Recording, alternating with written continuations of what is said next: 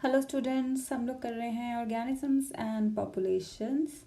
And इसमें हमने major abiotic factor start किया था, जिसमें हमने टेम्परेचर स्टडी कर लिया। टेम्परेचर में हमने देखा कि सब ज़ीरो से मोर देन 100 डिग्री सेल्सियस तक टेम्परेचर वेरी करता है अर्थ के डिफरेंट डिफरेंट एरियाज में, और हर जगह कोई ना कोई लिविंग ऑर्गेनिज्म पाए जाते हैं। लेकिन हमने देखा कि कुछ organisms narrow range of temperature ही बर्दाश्त कर सकते हैं, यानी कि वो स्टीनोथर्मल होते हैं। लेकिन बाकी organisms wide range of temperature बर्दाश्त कर सकते हैं, जैसे कि हम, और वो यूरीथर्मल होते हैं। ठीक है, इनमें हम देखते हैं कि जो ऑर्गेनिजम्स बहुत गर्मी में पाए जाते हैं वो ज़्यादा सर्दी में नहीं होते हैं, जो ऑर्गेनिजम्स ज़्यादा सर्दी में पाए जाते हैं वो ज़्यादा गर्मी में नहीं होते हैं। फॉर एग्जांपल स्नो लेपर्ड्स ठंडे इलाके वाले ऑर्गेनिजम्स हैं, केरला जैसे जगह पे वो नहीं देखे जाते। मैंगो ट्रीज गर्म इलाके में होते हैं और ठंडे इलाकों में नहीं देखे जाते। ट्यूना फिश जो है वो ट्रॉपिकल लैटिट्यूड से आगे नहीं देखी जाती, तो ये सब टेम्परेचर के ही कारण होता है। ठीक है बच्चे, तो इसी के कारण डिफरेंट ऑर्गेनिजम्स कुछ लिमिटेड जगहों पे देखे जाते हैं। नेक्स्ट, और ये हमें क्वेश्चन देखा था कि अगर ग्लोबल वार्मिंग की वजह से ओवरऑल ग्लोबल टेम्परेचर्स बढ़ रहे हैं तो क्या डिस्ट्रीब्यूशन चेंज होगी? बिल्कुल हो सकती है, क्योंकि टेम्परेचर्स के साथ एडजस्टेड हैं ऑर्गेनिजम्स। ठीक है, देन नेक्स्ट फैक्टर हम लोग कंसिडर करते हैं वाटर। सबसे next to temperature water is the most important influencing most important factor, यानी कि सबसे ज़्यादा था कौन सा, मेन कौन सा, टेम्परेचर इफेक्ट कर रहा है। Then next to temperature, temperature से नेक्स्ट पानी एक इम्पॉर्टेंट फैक्टर है जो लाइफ ऑफ ऑर्गेनिजम्स को इन्फ्लुएंस करता है। अगर देखा जाए लाइफ ऑन ऑर्गेनिजम्स, लाइफ जो अर्थ पे शुरू हुई वो पानी में ही शुरू हुई, तो और आज तक हम पानी पे डिपेंडेंट हैं, अनसस्टेनेबल विदाउट वाटर। लाइफ चल ही नहीं सकती पानी के बिना। ठीक है, अवेलेबिलिटी देखा जाए तो डेजर्ट्स में बहुत ज़्यादा कम है पानी की, सिर्फ स्पेशल अडेप्टेशंस के कारण ही वहाँ पे कुछ ऑर्गेनिजम्स रह पाते हैं, जैसे कि हम प्लांट्स में देखते हैं नीडल लाइक लीव्स हो जाते हैं। ठीक है, कांटे जैसे लीव्स हो जाते हैं ताकि ट्रांसपिरेशन ना हो। और एनिमल्स में कैमल जैसे ऑर्गेनिजम्स में हम लोग हम्प वगैरह देखते हैं।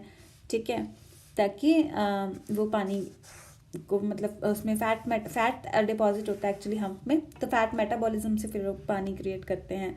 कैंगरू रैट में हमने देखा कि उसको पानी अगर नहीं मिलता है, हम देखेंगे सॉरी आगे इसके बारे में, कि वो पानी पीता नहीं है बल्कि मेटाबॉलिज्म से ही पानी क्रिएट करता है।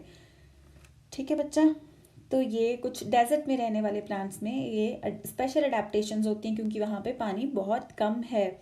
तो productivity and distribution of plants ये भी काफ़ी हैविली डिपेंडेंट है पानी पे। प्रोडक्टिविटी यानी कितना वो फोटोसिंथेसाइज कर पाते हैं, मोर ओवर उनकी डिस्ट्रीब्यूशन, जैसे कि डेजर्ट में कुछ स्पेशल टाइप के प्लांट्स ही होते हैं जो कम पानी में भी चला लेते हैं काम। ठीक है, उनमें देखते हैं हम लोग कि कैसे थिक कोटिंग होती है, वाटरप्रूफ सी कोटिंग होती है, जिसकी वजह से ज़्यादा वाटर लॉस उनको नहीं होता है।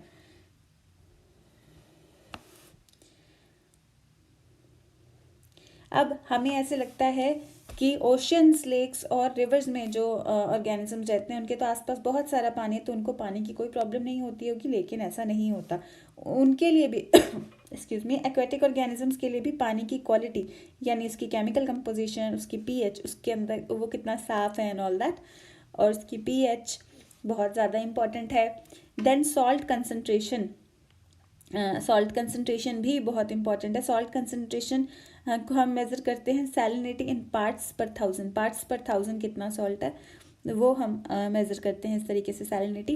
अगर ये बहुत इंपॉर्टेंट क्वेश्चन है कि इनलैंड वाटर में 5 से कम 5 पीपीटी पार्ट्स पर थाउजेंड, ठीक है, पार्ट्स पर मिलियन करते हैं ना ज़्यादातर, पीपीएम लिखा होता है, ये पार्ट्स पर थाउजेंड में मेज़र किया हुआ है। ये बहुत ज़्यादा ध्यान रखने वाली चीज़ है कि पार्ट्स पर मिलियन में नहीं है, ये पार्ट्स पर थाउजेंड में ये मेज़र किया हुआ है। और इनलैंड वाटर्स में ये 5 तक होता है, और सी में ये 30 to 35 होता है।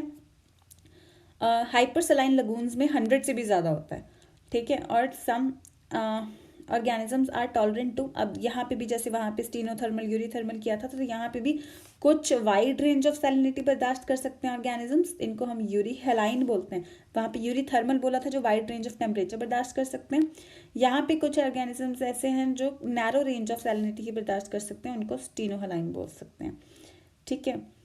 देखा जाए तो बच्चे जो फ्रेश वाटर में यानी रिवर में हमने काफ़ी जैसे एनिमल किंगडम वगैरह भी की थी, तो उसमें भी हमने देखा कि जो फ्रेश वाटर में ऑर्गेनिजम्स हम बोल देते हैं ना, these animals are exclusively marine, यानी जो पूरी तरह से समंदर में रहते हैं वो फ्रेश वाटर में नहीं रह सकते हैं। उनके सेल्स उस हिसाब से बने हुए हैं, वो अगर फ्रेश वाटर में जाएंगे तो उनकी सेल्स बर्स्ट हो जाएंगे। ठीक है, एंडोस्मोसिस से। अगर फ्रेश वाटर वाले ऑर्गेनिजम्स इधर जाएंगे, सी में चले जाएंगे, तो ये भी डेड हो जाएंगे। तो यानी कि जो फ्रेश वाटर एनिमल्स हैं ये ज़्यादा देर तक सी वाटर में नहीं रह सकते, और जो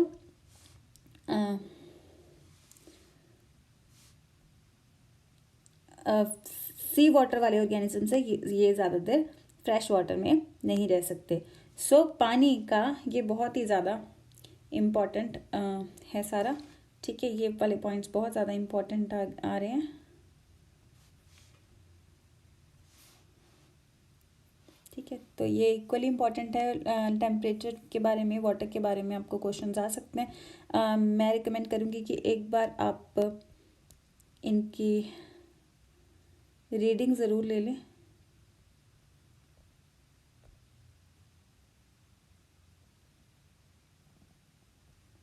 ठीक है, एक बार रीड कर लें बच्चे इसको।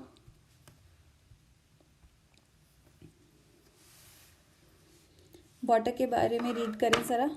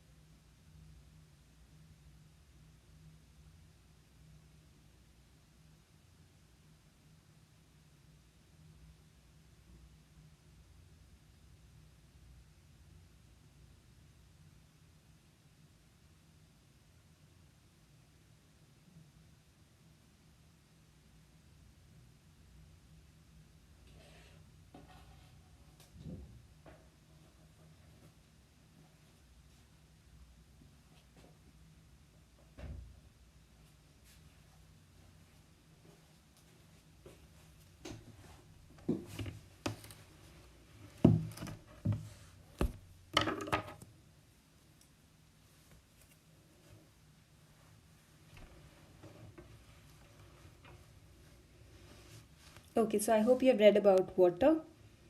ठीक है, तो ये जो टर्म्स हम कर रहे हैं, eurythermal, stenothermal, euryhaline, stenohaline, remember them. Okay,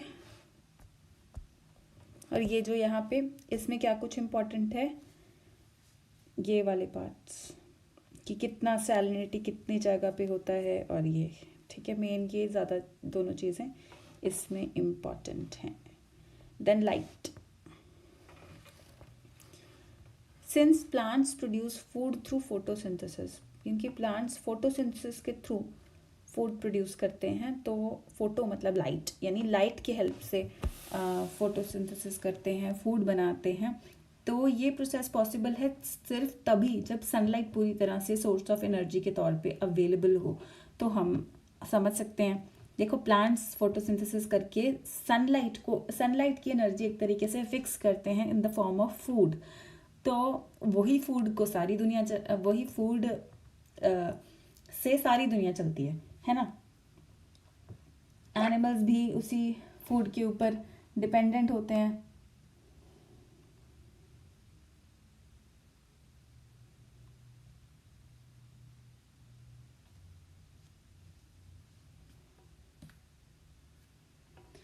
तो लाइट ऑब्वियसली एक इम्पॉर्टेंट फैक्टर है, क्योंकि इसी से सारी दुनिया बेसिकली चल रही है, sunlight basically, right. So many species, एक तरीके से, एक मिनट, तो इम्पॉर्टेंट है बहुत ज़्यादा लिविंग ऑर्गेनिजम्स के लिए. यहाँ पे बोल रखा है पर्टिकुलरली ऑटोट्रॉफ्स, लेकिन ऑटोट्रॉफ्स के ऊपर ही तो हम सारे हेटरोट्रॉफ्स भी तो डिपेंडेंट होते हैं, राइट. तो ये सब के लिए इम्पॉर्टेंट है. Many species of small plants, herbs and shrubs growing in the forest are adapted to photosynthesize optimally under very low light conditions because they're constantly overshadowed by tall canopied trees. अब ये इसका क्या मतलब है, अब light कितनी ज़्यादा important है. इसमें भी कुछ प्लांट्स अडेप्टेड हैं ज़्यादा लाइट से और कुछ अडेप्टेड हैं कम लाइट के एक्सपोजर से. अगर आप जंगलों में देखें तो बड़े बड़े पेड़ होंगे, ठीक है, बड़े बड़े पेड़ होंगे, लेकिन कुछ छोटे छोटे हर्ब्स भी तो होंगे. अब जब छोटे छोटे हर्ब्स यहाँ पे उग रहे हैं, ठीक है, तो यहाँ पे आप लोग देखोगे कि यहाँ पे पेड़ों की वजह से इनके ये जो छोटे प्लांट्स हैं इनके ऊपर छाया आ गई है और इनको उतना लाइट नहीं मिल पाएगा. सो these small herbs and shrubs, these small plants growing in the forest are adapted to photosynthesize under very low light conditions because ये लगातार यानी कॉन्स्टेंटली ओवरशैडोड हैं बाय टॉल कैनोपीड ट्रीज. ठीक है, जो लंबे लंबे टॉल कैनोपीड ट्रीज होते हैं प्रॉपर, ठीक है, उनके छाया में ग्रो करते हैं, तो इन तक लाइट नहीं पहुंच पाती है. ठीक है. देन मैनी प्लांट्स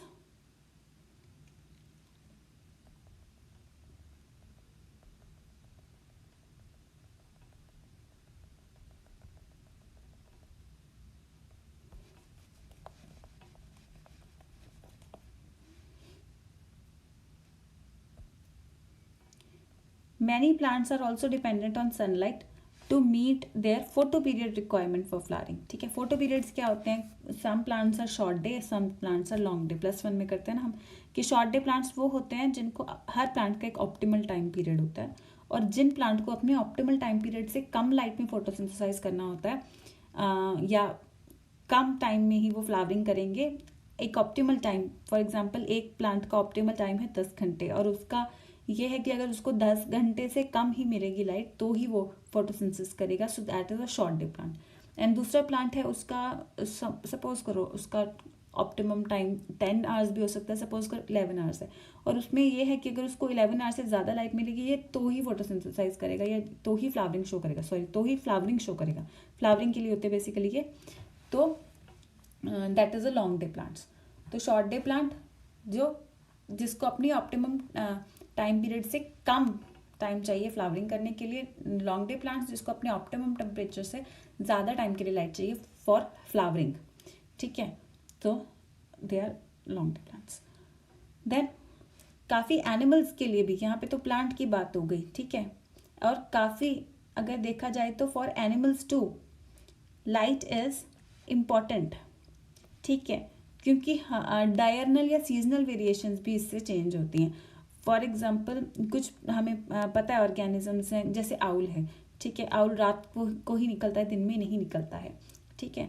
तो डायरनल हैबिट्स जो इनकी होती हैं ये इन चीज़ों पे डिपेंड करती हैं।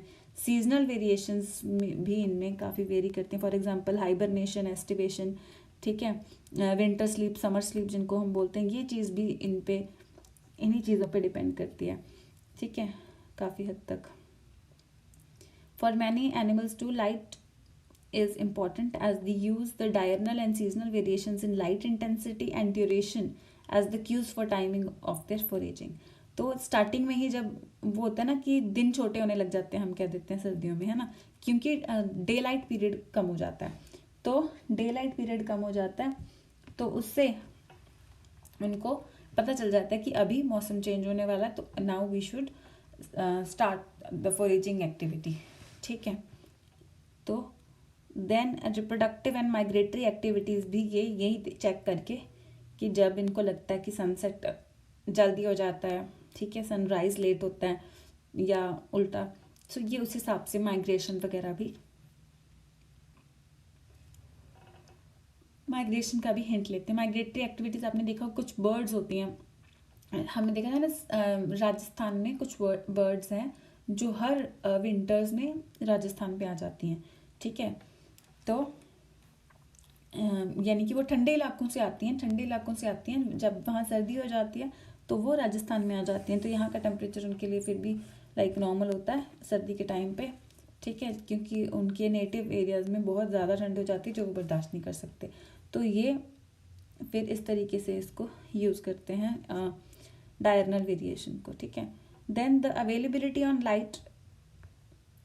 Of light on land is closely linked to the temperature. Obviously ये क्लोजली लाइट और टेम्परेचर कह रहे हैं काफ़ी क्लोजली लिंक्ड है। हमें पता ही है कि सन ही सोर्स ऑफ लाइट और सोर्स ऑफ टेम्परेचर दोनों का सन ही सोर्स है, ठीक है। बट अगर देखा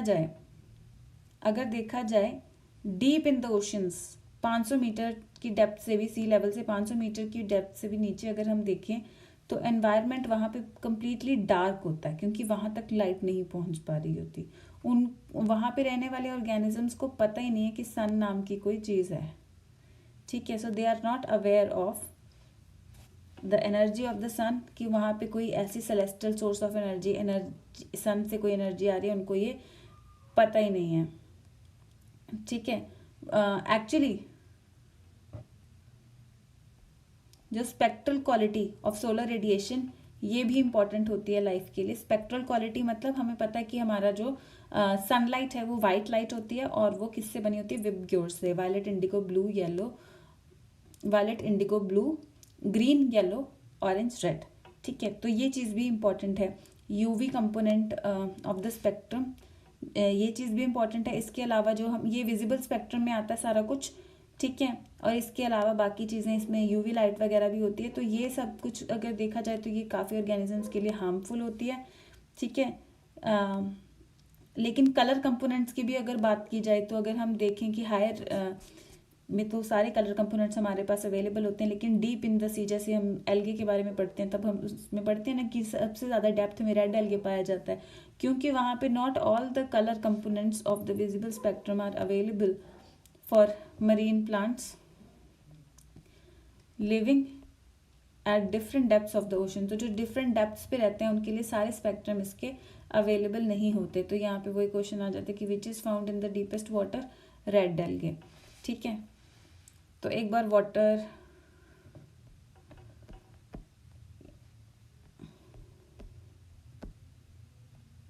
लाइट के बारे में ज़रा पढ़ें।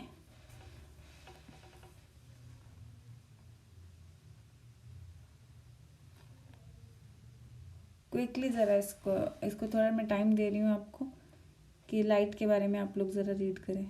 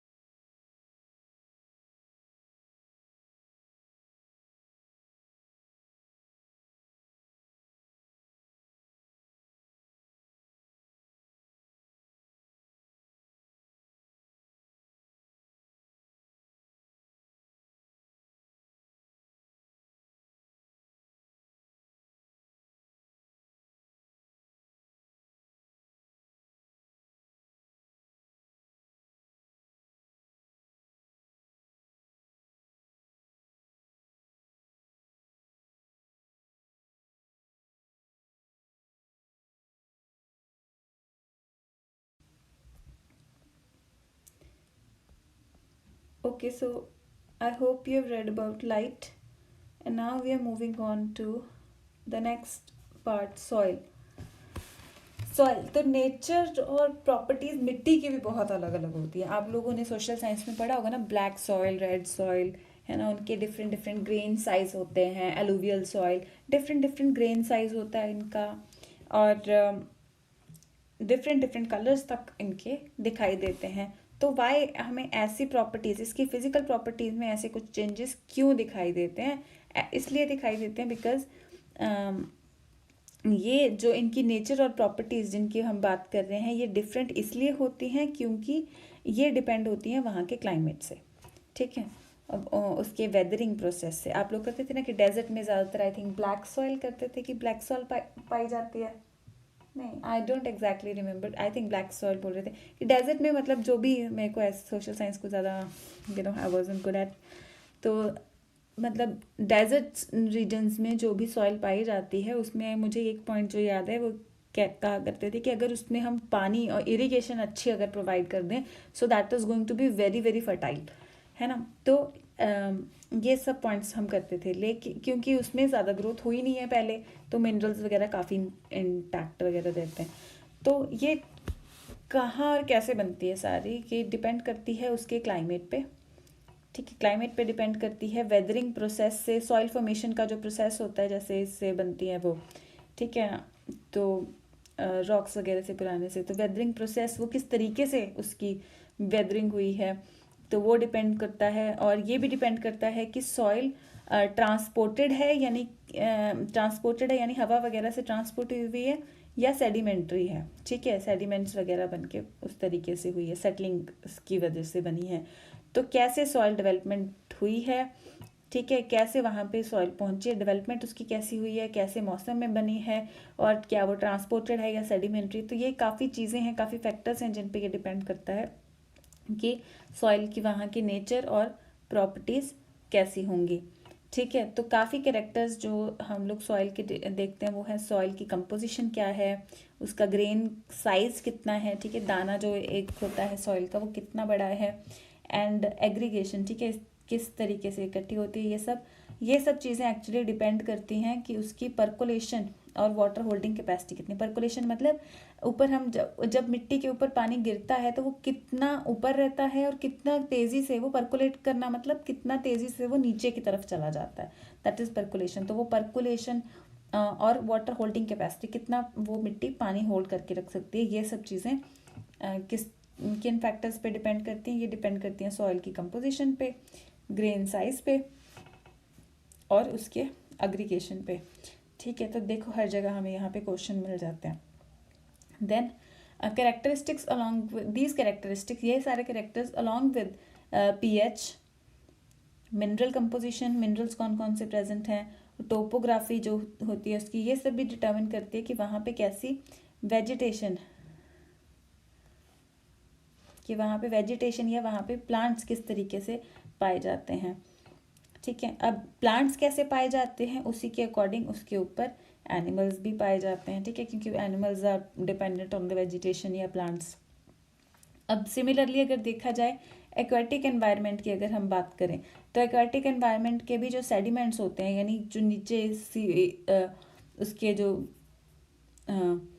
सी बेड है, तो सी बेड के नीचे का सैंड हो गया, या रिवर है तो उसके नीचे की मिट्टी हो गई, तो उसके जो रिवर बेड या सी बेड के नीचे की जो मिट्टी होती है या डिपॉजिट्स होते हैं, जो सेडिमेंट्स होते हैं, वो ही ज़्यादातर डिटर्मिन करते हैं कि वहाँ पे बेंथिक एनिमल्स कौन कौन से सर्वाइव कर सकते हैं. बेंथिक मतलब जो बिल्कुल बॉटम पे रहने वाले एनिमल्स होते हैं.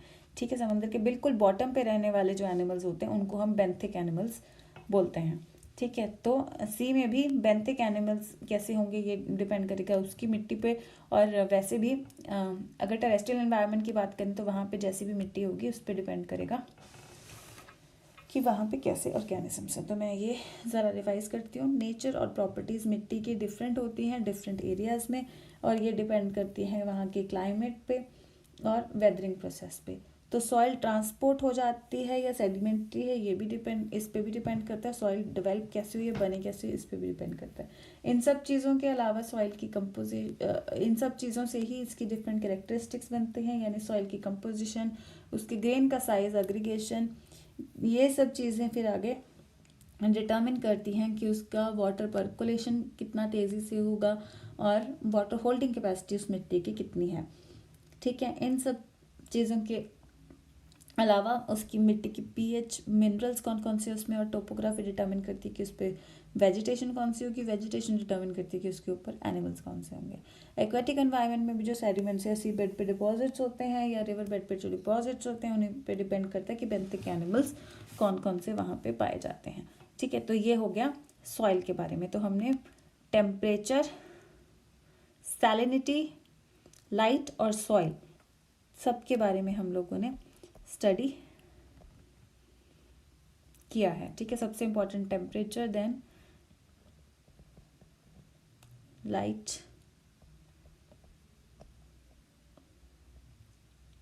सबसे ज़्यादा टेम्परेचर देन वाटर, सॉरी, सबसे ज़्यादा temperature then water then light then soil, इन चीज़ों पे डिपेंड करता है।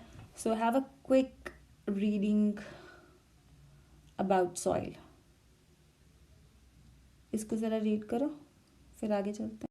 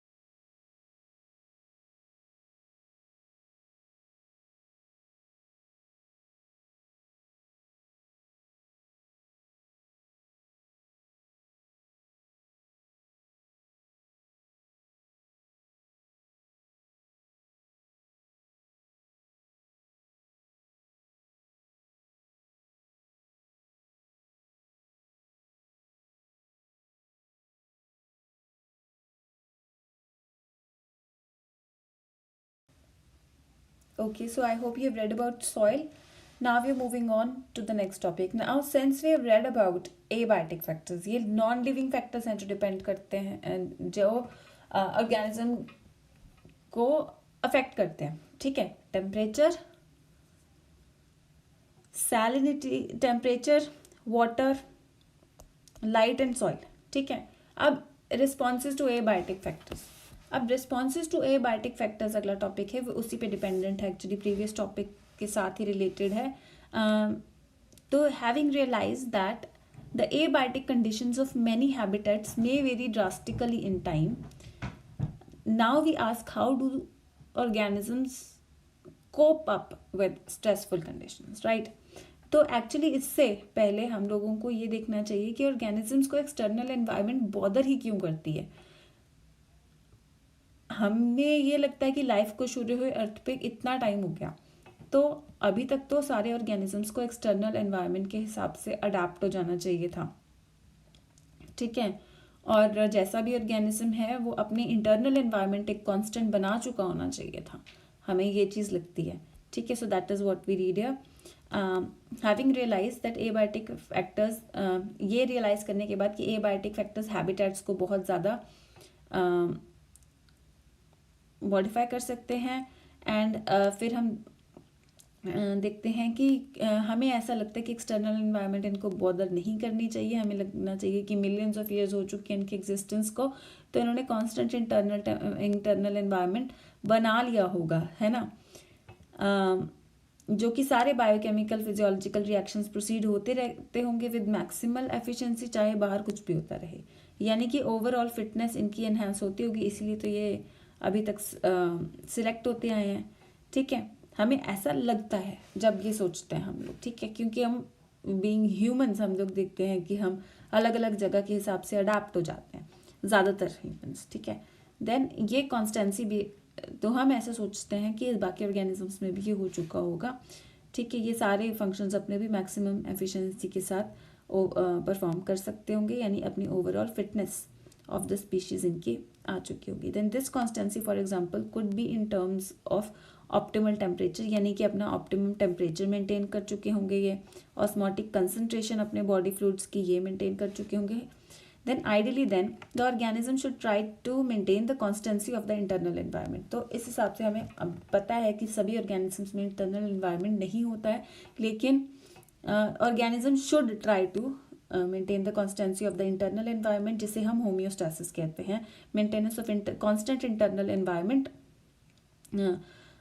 इसमें आ जाता है internal temperature, osmolarity, ये सब चीज़. ठीक है, despite यानी डिस्पाइट द एनवायरमेंटल कंडीशंस जो अपसेट कर सकती हैं होम्योस्टेसिस को. फॉर एग्जांपल हमारी बॉडी का टेम्परेचर 37 डिग्री के आसपास, 37 डिग्री सेल्सियस के आसपास ही रहता है. ठीक है, तो अंदर का टेम्परेचर बेशक बाहर कैसा भी हो. ठीक है, लेकिन एक्चुअली अगर देखा जाए, ठीक है, हम लोग इंटरनल टेम्परेचर मेंटेन कर पाते हैं, लेकिन हमें ये पता ज़्यादा सर्दी होती है तो भी हमें काम करने में दिक्कत होती है, ज़्यादा गर्मी होती है तो भी हमें काम करने में दिक्कत होती है. हम लोग बेस्ट 25 डिग्री के आसपास टेम्परेचर अगर होता है, हम लोग बेस्ट परफॉर्म कर पाते हैं, अपना बेस्ट काम कर पाते हैं, खुल के काम कर पाते हैं, पूरे एक्टिव रहते हैं. तो ये कंसेप्ट हम अगर देखेंगे तो एक कह रहे हैं हम लोग, एक एग्जांपल या एक एनालॉजी ले लेते हैं इस चीज़ को समझने के लिए, कि suppose a person is able to perform his or her best at 20, यानी कि suppose organism is able to perform best at 25 degree Celsius, यानी कि ज़्यादातर जो है 25 के आसपास अपना बेस्ट परफॉर्म कर पाते हैं. अगर कोई, चलो एक एग्जांपल लेते हैं, someone is able to perform best at 25 degree Celsius, तो वो चाहेगा कि इसी को हमने मेंटेन करना, चाहे बाहर पूरी गर्मी है या सर्दी है, तो मुझे लेकिन 25 डिग्री चाहिए, मुझे ये टेम्परेचर बहुत अच्छा लगता है, इसमें मेरे को काम करना वगैरह सब सही रहता है. ठीक है, बाहर का टेम्परेचर 25 की बात करी हूँ, इंटरनल नहीं. इंटरनल हमारा 37 ही होता है ह्यूमंस का. ठीक है, तो it should be achieved at home. हम लोग क्या कर सकते हैं, हम ह्यूमंस घर पे इसको अचीव कर सकते हैं, कार में अचीव कर सकते हैं, अपने वर्क प्लेस पे अचीव कर सकते हैं, है ना. हम लोग एयर कंडीशनर्स या हीटर्स यूज़ कर सकते हैं in summers and winters respectively. तो हम अपनी परफॉर्मेंस मेंटेन करके रख सकते हैं regardless of the weather outside, यानी बाहर कोई भी मौसम हो हम अपनी परफॉर्मेंस मेंटेन करके रख सकते हैं, क्योंकि हम अपने आसपास का टेम्परेचर मेंटेन करके रख सकते हैं। ठीक है, यहाँ पे लेकिन हम अगर ह्यूमन की या पर्सन की होम्योस्टैसिस की बात करें तो ये नेचुरल मेथड से अकम्प्लिश नहीं हुई हुई, ये फिजियोलॉजिकल या फंक्शनल मेथड से अकम्प्लिश नहीं हुई हुई, ये आर्टिफिशियल मीन्स से मेंटेन हुई हुई है। ठीक है, नेचुरल मेथड से कैसे होगी, गर्मी है उसमें पसीना आ जाए, ठीक है, सर्दी में हमारी शिवरिंग जो होती है वो भी हीट जनरेट करती है, तो ये सब नेचुरल मीन्स होंगे, फिजियोलॉजिकल मीन्स होंगे, फंक्शनल मीन्स होंगे। बट हम लोग एसी हीटर से आर्टिफिशियल मीन्स से ये टेम्परेचर मेंटेन करने की कोशिश करते हैं। देखा जाए तो how do other organisms cope up with the situation, बाकी ऑर्गेनिज्म सिचुएशन के साथ कैसे कोप अप करते हैं, आइए देखते हैं। ठीक है, यहाँ पे 4 मेथड्स इनको मिलते हैं, 4 पॉसिबिलिटीज इनके पास होती हैं।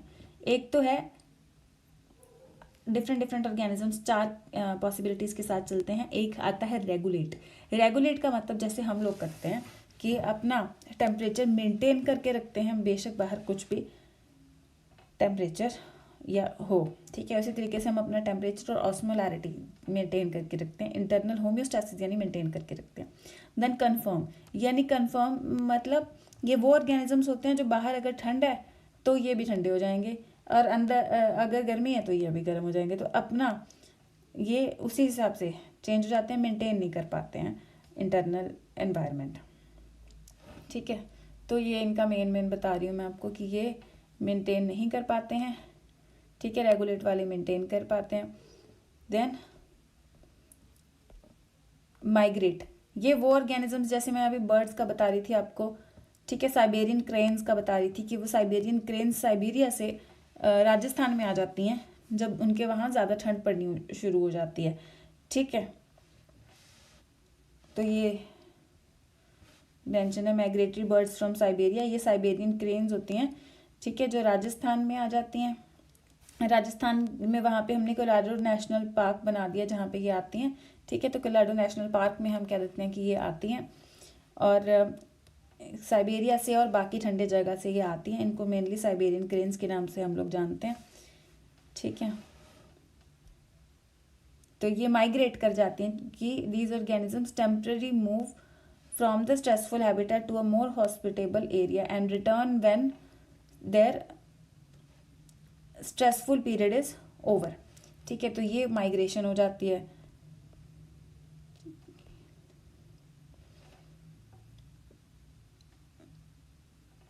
देन सस्पेंड, सस्पेंड ये होता है जैसे हम कहते हैं ना समर स्लीप विंटर स्लीप, कि ये समर स्लीप में यानी कि अपनी एक्टिविटी सस्पेंड करके कुछ ऑर्गेनिजम्स विंटर्स में अपनी एक्टिविटी सस्पेंड करके विंटर स्लीप में चले जाते हैं। कुछ एनिमल्स को गर्मी नहीं पसंद होती है और गर्मी में ये समर अवॉइड करने के लिए समर स्लीप में चले जाते हैं।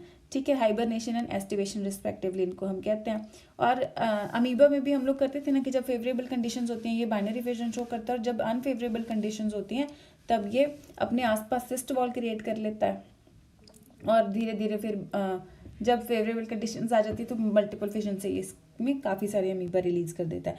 तो ये डिफरेंट ऑर्गेनिजम्स के अपने अपने तरीके हैं एक्टिविटीज़ को एक बार रोक देने के, जब तक बाहर अनफेवरेबल कंडीशंस है। जब फेवरेबल कंडीशंस आती हैं तो ये फिर से अपनी एक्टिविटीज़ स्टार्ट कर लेते हैं। तो ये 4 चीज़ें हैं, इनकी हम पूरी डिटेल करेंगे। ठीक है, वैसे मैंने शॉर्ट में सारा आपको एक बार समझा दिया कि ये रेगुलेट यानी जैसे हम लोग मेंटेन कर पाते हैं होम्योस्टैसिस। ठीक है, तो ये रेगुलेट में आता है कि हम लोग रेगुलेट कर पाते हैं अपनी इंटरनल कंडीशंस को। देन कन्फर्म यानी ये चेंज कर लेते हैं अपनी कंडीशंस को। ठीक है, ये माइग्रेट ही कर जाते हैं, वहाँ से चले जाते हैं जहाँ पे सही नहीं मिल रहा है इनको एनवायरनमेंट। सस्पेंड यानी इनएक्टिव हो जाना ड्यूरिंग अनफेवरेबल कंडीशंस। ठीक है, तो यहाँ पे ये जो इंट्रोडक्शन है हम लोग ज़्यादातर इसको यूं ही इग्नोर कर देते हैं, तो इसमें भी मतलब काफ़ी इम्पोर्टेंट इन्फॉर्मेशन है। अगर मैं आगे चलूँगी तो आप यहाँ पे रीड नहीं करेंगे। सो हमें ये रियलाइज़ करना चाहिए कि एबायोटिक कंडीशंस, ये मैं थोड़ा रिवाइज कर रही हूँ कि एबायोटिक कंडीशंस जैसे पीछे हमने सारी इनके बारे में पढ़ा, तो ये हैबिटेट्स को बहुत ज़्यादा अफेक्ट करती हैं। ठीक है, तो हमें ऐसे लगता है कि ये सारे ऑर्गेनिजम्स को अब तक मेंटेन करना चाहिए, क्योंकि ये नेचुरली सेलेक्टेड ऑर्गेनिजम्स हैं। ठीक है, इतने मिलियंस ऑफ ईयर्स से एग्जिस्ट कर रहे हैं। तो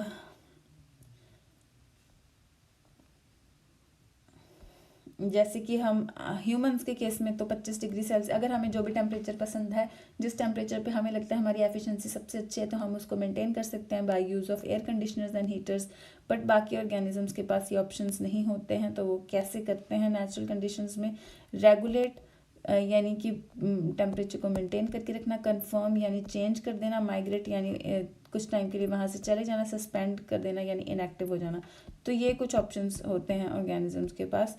तो एक बार मैं चाहूँगी कि ये रिस्पॉन्सेज टू एबायोटिक फैक्टर्स जो इंट्रो है ये आप रीड करें। लेकिन यहाँ पे भी एक चीज़ आप देख सकते हैं, ये ग्राफ बहुत, ये आपको आजकल पिक्चर बेस्ड क्वेश्चंस भी बहुत कॉमन हो रहे हैं।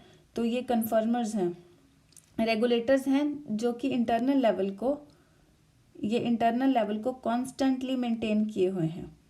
ठीक है, रेगुलेटर्स वो हैं जो इंटरनल टेम्परेचर को, जो इंटरनल कंडीशंस को कॉन्स्टेंटली मेंटेन किए हुए हैं। ठीक है, तो ये रेगुलेटर्स हैं हम देख रहे हैं। ठीक है, फिर पार्शियल रेगुलेटर्स जो स्टार्टिंग में तो देखो यहाँ पे चेंज होते जा रहा है इनका इंटरनल कंडीशंस, लेकिन बाद में फिर ये रेगुलेट करना शुरू कर देते हैं एट सर्टेन एक्सटेंट। ये कुछ ज़्यादा हो गया। ठीक है, देन कन्फर्मर्स के केस में हम लोग क्या देख रहे हैं? कन्फर्मर्स लगातार जैसे जैसे बाहर कंडीशंस चेंज हो रही हैं, ये इनमें भी चेंज ही होती जा रहे हैं। तो ये 3 तरह के ऑर्गेनिजम्स देखे जा रहे हैं। पार्शियल रेगुलेटर्स जो पार्शियली यानी आधा, कुछ हिस्सा कुछ हद तक रेगुलेट कर सकते हैं, अदरवाइज ये कन्फर्म करते हैं, पहले कन्फर्म कर रहे हैं बाद में रेगुलेट करते हैं। कन्फर्मर्स लगातार ही अपना चेंज हो रहे हैं। ठीक है, एक्सटर्नल लेवल के हिसाब से इनका इंटरनल लेवल चेंज हो रहा है कन्फर्मर्स का। ठीक है, और रेगुलेटर्स का अगर देखा जाए तो रेगुलेटर्स का तो लगातार ही जो अगर आप हम देखें तो ये बिल्कुल एग्जैक्ट मेंटेन करके रखे हुए हैं अपने इंटरनल कंडीशंस को। ठीक है, तो ये ग्राफ ये समझाना चाह रहा है आपको कि एक्सटर्नल कंडीशंस और इंटरनल कंडीशन, एक्सटर्नल कंडीशंस के हिसाब से इंटरनल कंडीशंस कैसे वेरी कर रही हैं। ठीक है, तो ये है सारा पेज नंबर 223 पे। तो ये 223 पे जितनी सारी इंट्रो है पार्ट, एक बार इसको ज़रा रीड आउट करें। ठीक है, इसको ज़रा पढ़ लें, समझ लें, ग्राफ को नोटिस कर लें, ये चीज़ इंपॉर्टेंट है बच्चे। वैसे आप लोग नॉर्मली ऐसी चीज़ों को इग्नोर कर देते हैं, लेकिन इग्नोर करने वाला नहीं है। एक एक लाइन कहीं से भी बायो में क्वेश्चन आ सकता है, कुछ भी इग्नोर नहीं करना।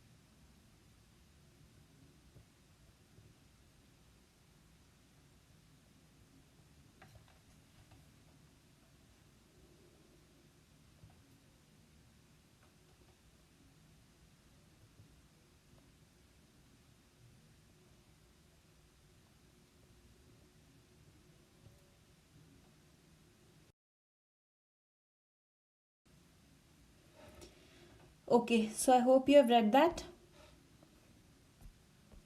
तो यहाँ पे बच्चे रिस्पॉन्सेज टू एबायोटिक फैक्टर्स, इनमें क्या है आगे ये मैंने थोड़ा थोड़ा हिंट दिया है आपको. ये सारी की डिटेल हम नेक्स्ट लेक्चर में स्टडी करेंगे.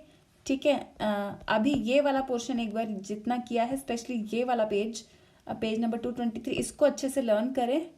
ठीक है, ताकि आगे जो भी हम पढ़ें उसमें आपको कोई भी अनक्लैरिटी ना रहे, कुछ भी ऐसा ना रहे जो आपकी समझ में नहीं आ रहा है. ठीक है, तो बहुत इम्पॉर्टेंट टॉपिक्स इस ऑर्गेनिजम्स में रह रहे हैं. फिर पॉपुलेशन के साथ स्टार्ट करेंगे. तो we will move on to the next topic, or we will continue with this topic in fact in the next lecture. So that's all with this lecture.